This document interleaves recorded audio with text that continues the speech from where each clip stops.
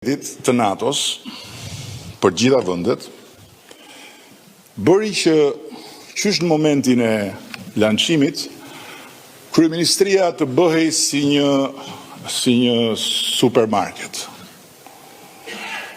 ku hynin dhe dilnin shitës që donin takohesh me mua nga gjitha vendet për të më thënë kemi motora, kemi makina, kemi aeroplana, kemi helikoptera, kemi pushk, kemi raketa.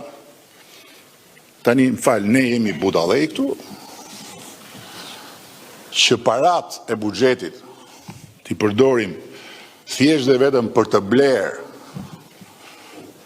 ndërkohë që me ato para ne sigurisht do blejmë çfarë nuk e prodhojmë dot, se ne nuk prodhojmë dot helikopter, por ne makinat e ushtrisë do i prodhojmë vetë.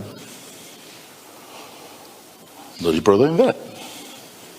Dhe ju do të shikoni që do t'i prodhojmë vetë.